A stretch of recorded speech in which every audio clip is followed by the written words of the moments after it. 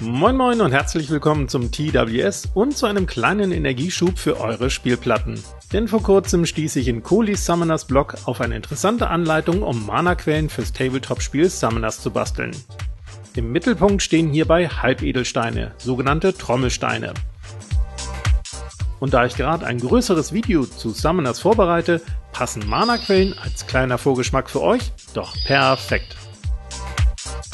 Ein kleines Säckchen mit Halbedelsteinen bzw. Trommelsteinen bekommt ihr bei zum Beispiel Amazon für rund 10 Euro. Das Problem ist nur, dass euch die dortigen Vorschaubilder leider einen deutlich bunteren Steinmix versprechen, als ihr ihn später in Händen halten werdet. Ich habe zum Testen 2 Bestellungen gemacht. Einmal etwas kleinere Steinchen, die aber deutlich mehr unterschiedliche Farben aufweisen. Und dann etwas größer und rundlichere Steine, die farblich allerdings etwas langweiliger sind. Das kann bei erneuten Bestellungen natürlich schwanken, aber man kommt auch mit wenig Auswahl zurecht, finde ich. Zunächst werden die Steinchen nach Farben sortiert. Bei mir ergibt sich, dass ich von den rotbraunen, grünen und transparenten Steinchen am meisten habe. Das passt auch prima, denn ich möchte austauschbare Mana-Quellen basteln. Denn da bei Summoners in der Regel 2 Spieler um die Mana-Quellen kämpfen, brauche ich jede Mana-Quelle einmal in neutraler Farbe und dann noch zum Austauschen in 2 unterschiedlichen Farben. In meinem Fall rot-braun und grün. Insgesamt möchte ich 4 kleine und 4 große Mana-Quellen bauen. Ergibt in je 3 Farben insgesamt 12 kleine und 12 große Mana-Quellen. Also sind 12 große 40 mm Bases und 12 kleine 30 mm Bases nötig. Die Schlitze habe ich schon mal mit Papierstreifen zugeklebt. Jede kleine Mana-Quelle soll dann einen Halbedelstein enthalten, jede große 2. Also genau so viele, wie man im Spiel als Mana-Ressource erhält. Die Gestaltung der kleinen Bases halte ich ganz klassisch. 2 bis 3 große Steinchen am Seitenrand, dazu kleinere Steinchen sowie noch groben und feinen Sand. Direkt nach dem Besanden drücke ich als Test einen Halbedelstein mittig auf die Base, um die grobe Deko zusätzlich an den Rand zu drücken, damit sie später perfekt als Halterung dienen kann. Für die großen Bases schnappe ich mir noch etwas Korkrinde, die in passende Felsbrocken zurechtgeschnitten wird. Dann aufkleben und wie bei den kleinen Bases noch Dekosteinchen und Sand drumherum streuen.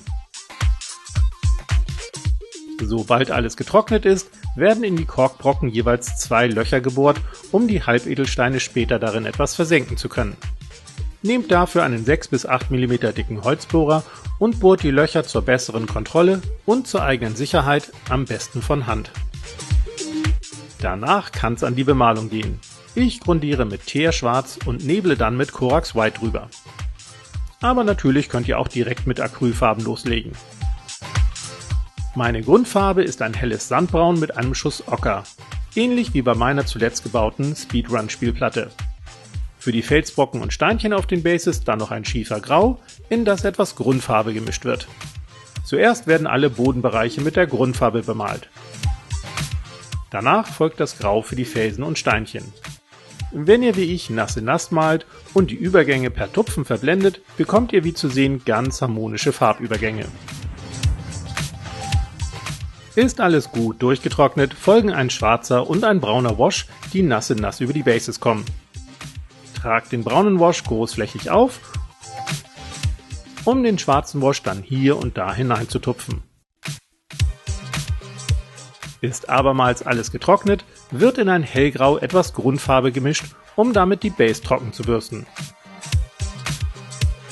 Mit dem reinen hellgrau geht ihr danach nochmal ganz leicht über die Felskanten.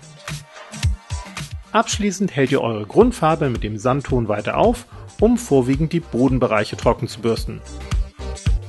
Wer möchte, kann nun für die bunten Halbedelsteine noch Leuchteffekte auf die Bases malen.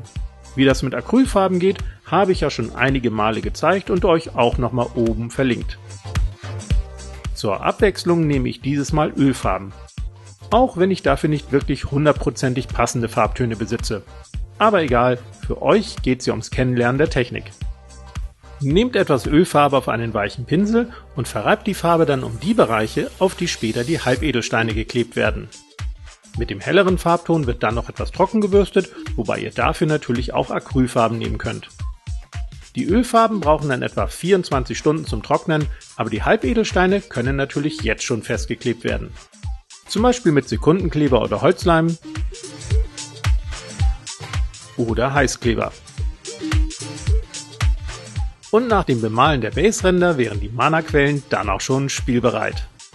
Wie gesagt, Halbedelsteine gibt's in verschiedenen Größen. In Coolys Summoners Block wurden übrigens kleinere Steinchen verbastelt. So habt ihr jetzt den perfekten Vergleich. Alle Links findet ihr natürlich wie immer in der Videobeschreibung. Viel Spaß beim Nachbasteln und Mana tanken. Wir sehen uns dann energiegeladen nächsten Freitag. Bis dann.